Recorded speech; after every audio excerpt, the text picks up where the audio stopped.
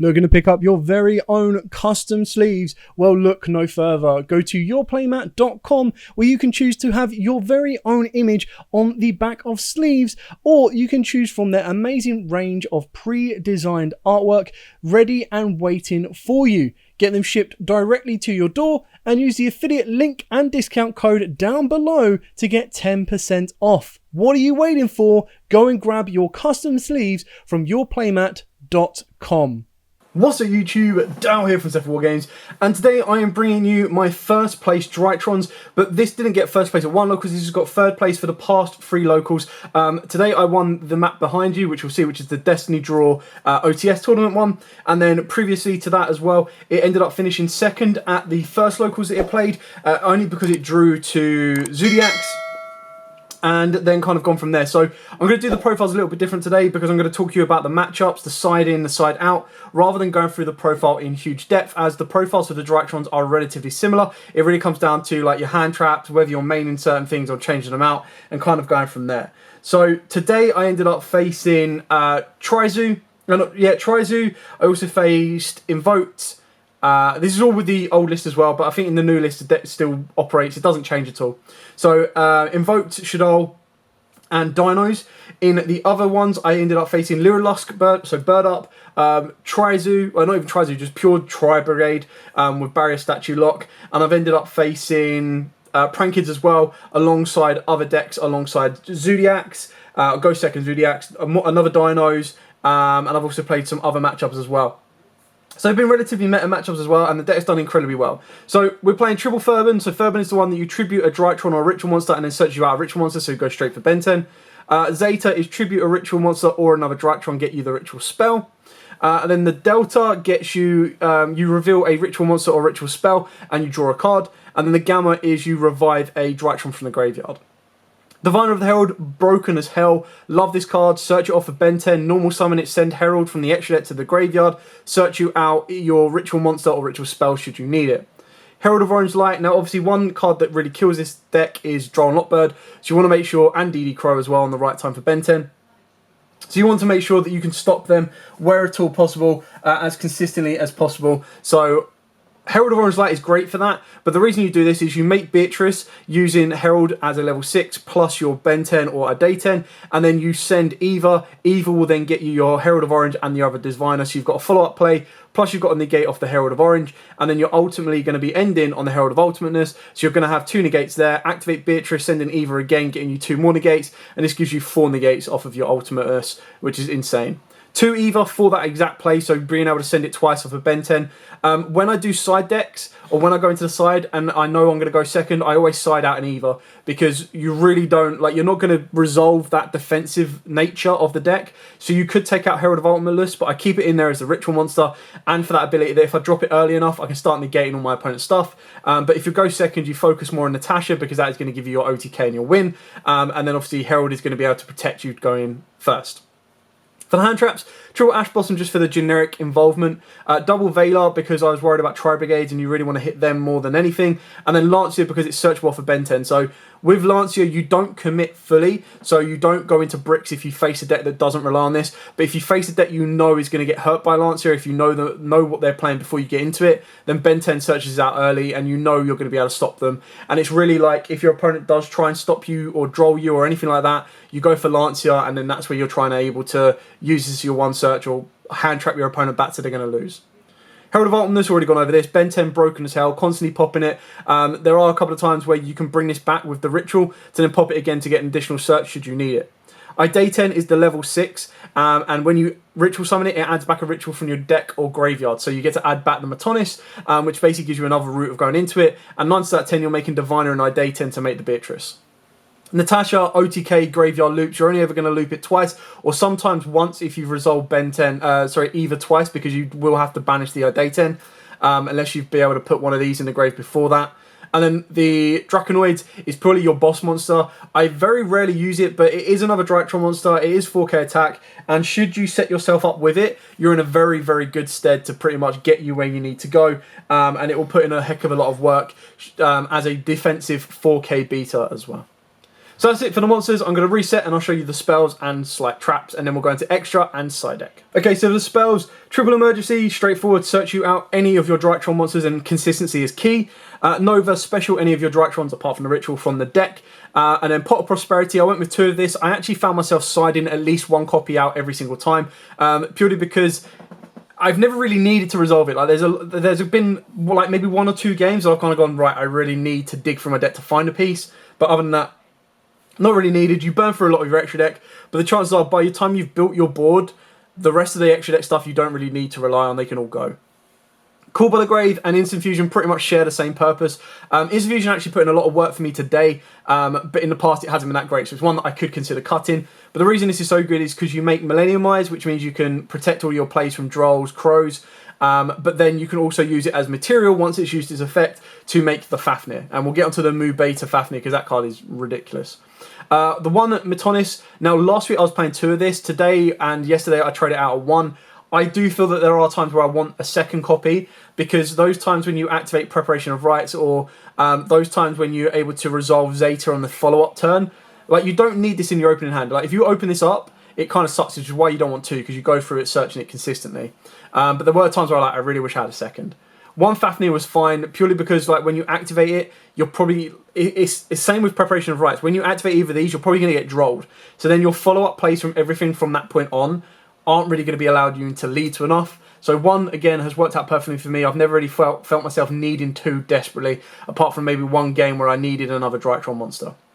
Preparation of Rites, obviously the idea behind this is you recycle the Metonis, and technically when you've got Metonis' own recycle effect, plus you've got the ability of a day 10, and then if you add in the Preparation of Rites, you can ritual summon 4 times in a turn, which is crazy from the 1 ritual spell.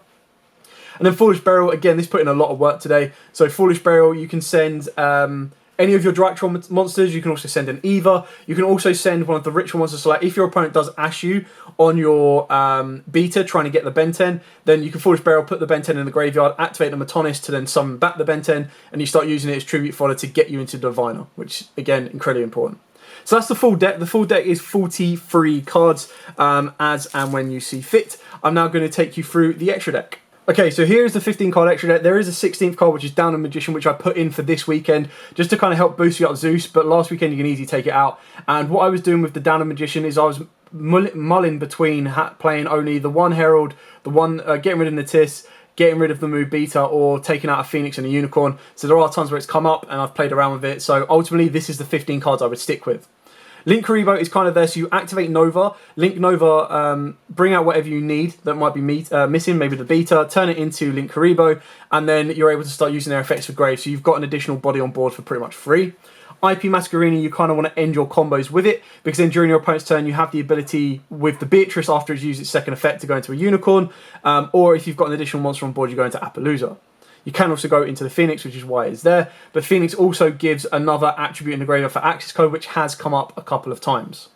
Unicorn, pretty self-explanatory. Aggressor of Access Code, just being able to go Natasha, steal your opponent's monsters, and start climbing up higher into your Access Code with the greatest of ease is mad. Appaloosa, again, you can kind of end your combo on this, or start your combo on this, if you are worried about a Nibiru or anything like that. But again, the thing that makes this deck so good with its consistency is even after a Nibiru, it still maintains and holds back the normal summon of Herald, and then off of the back of the normal summon of Herald, you're also going to lead yourself into an Day 10, so you still get into like a Beatrice, and then off of the back of that, you can still go into even more ritual monsters as well. Natis, send it off of Herald, get the pop. Haven't used it yet, because 9 out of 10 I'm using Herald, because this is going to give me the ritual monster or the spell that I'm missing. I've already really explained the Millennium Eyes Restrict, straightforward on that one. The Mu Beta Fafnir is crazy good, so 2 level 1s, so it's nice and generic, or 2+ level 1s. You can, when it is ritual summoned, you get, not ritual summoned, when it is XYZ summoned, you get to send a Drytron card from your deck to the graveyard. So it gives you access to everything you need. More times than not in your combo, you're sending Gamma or Delta to get the draw. You can use its materials, not a once per turn, as ritual fodder. So if you've got 2 Drytrons attached to it, you can use them as material. That's obviously the downside with the Millennium Eyes, but ultimately you don't need to worry about that. If you have a ritual machine monster on the board, you can negate a spell track your opponent controls by detaching the material, but obviously the only way you're going to do that is if you've got Draconoids. Beatrice, like I said, quick effect during your turn, send an Eva, search you out 2 pieces during your opponent's standby phase, in case they want to Dark Ruler you. Again, send another one, get 2 more pieces. And that's another good thing about this deck, is if it gets Dark Rulered, or Evenly or anything like that, you can still play because you're going to have 2 Herald of Oranges in hand, so it gives you at least 2 more negates. Nightingale, because if your opponent's got a board builder and you don't think you've got the grind to go through it, rather than going for Fafnir, you go to Nightingale. Nightingale attacks directly twice for 800 damage, and then you just make Zeus. And that's where Downward comes in, because obviously you put Downward on top, you get Zeus twice, whereas at the moment you're only going to get Zeus once. So that depends on where you want to go with it and how you want to play it. Now on to the side deck. Okay, so for the side deck, again, pretty straightforward and simple on this one. We have Droll and Passo. Droll and Lockbird, purely for the mirror matches, really hurts. Dinos as well, really hurts them. Maybe okay, like Invoke Shadow, it can slow them down, but 9 out of 10 when you drop this on and they've already opened up the invocation. But Droll is just one of them cards that is so good in the current meta that you kind of want to play it. Exact same with Lancia, so obviously I've got the other 2 copies of Lancia. This just hurts all of the rogue matchups that I have at my local, so like PKs and stuff like that. But then of course Tri-Brigade, it really hurts them, and you kind of go from there. Nibiru, I've got more than 2, but I've only put 2 in here purely because, again, everything that is going to combo off, I can stop with stuff like Lancia and Droll. So why take the risk of trying to let them get to an Appaloosa, try and let them get to a negate, try and let them play through it when you can just Lancia or Droll them and their turn pretty much ends there. And that's the other reason as well, is the majority of decks around where I play, they know that Nibiru is a threat, so if they can get to a negate, they will do it. If they're not going to be able to do that, so stuff like Madolches, then of course this card comes in, which is why I still play it. True or Evenly Matched, just because it's an amazing go second blowout card. Like, if you're able to either bait out your opponent's negates, or if they're only ending on like an Appaloosa. So for example, look at the Tri-Brigade matchup.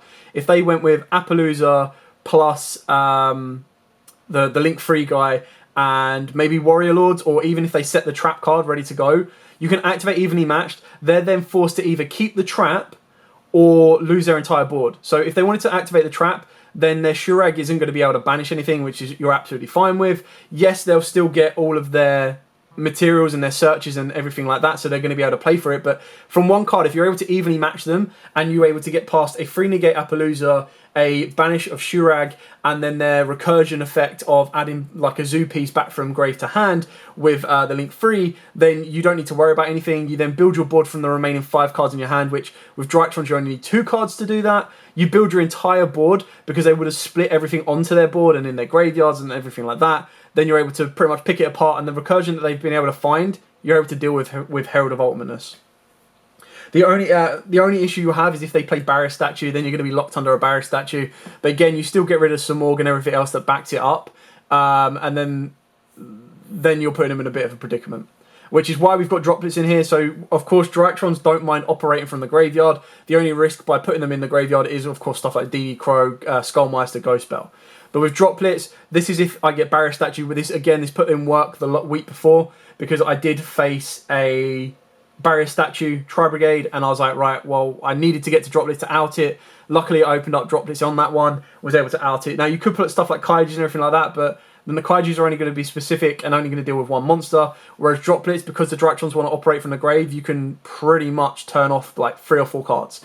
So, well, I've got 2 of those. And then back row, hey, you can play triple Twin Twisters, you can play double Twin Twisters and a Cosmic Cyclone.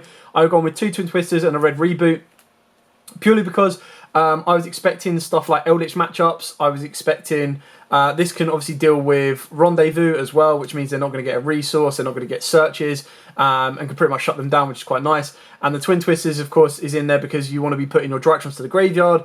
If your opponent is trying to play stuff like Anti-Spell and Imperial Order, which a couple of rogue decks are trying to rock right now, then I'm able to out them on top of that.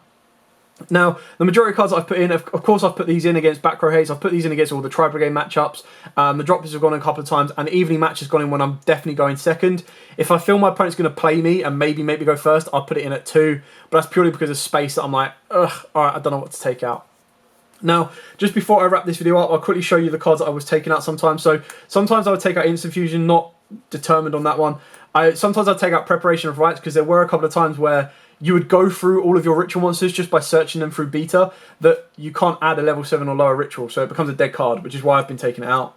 I would side out a Pot of Prosperity. I don't know why, just part of my brain said, you know, Prosperity isn't that great, take it out. I would put Delta down by 1. It's worked for me. It's definitely a risk because obviously if I do that, then I'm losing a Drytron name. So you've got to be very, very careful that you're still able to maintain consistency, especially if you're taking out Pot as well. But again, these two do clash. And there was a time where I activated Atlas and drew in a Prosperity, and then later down in the turn I forgot about that. Activated Prosperity, my opponent's like, you've already drawn. I was like, yeah, you're right. So that kind of sucked a little bit.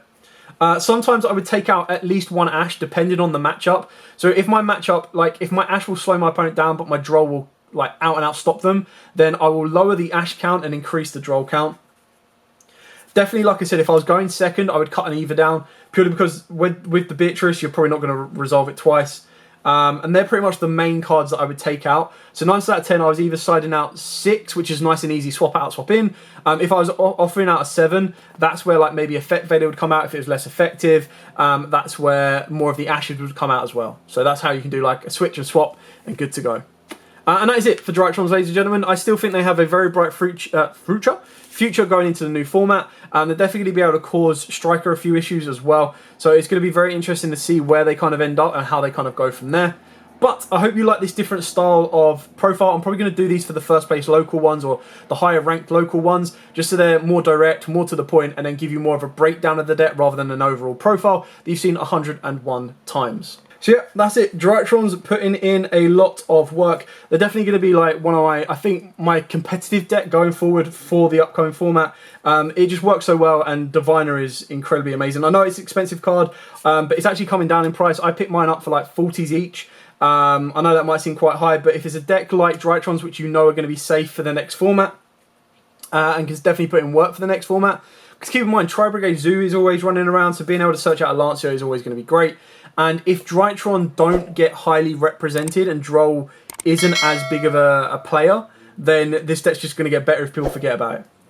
Anyway, thank you so much for watching. Don't forget to like, comment, subscribe, share. Till next time, guys, as absolutely always, stay safe and happy dueling.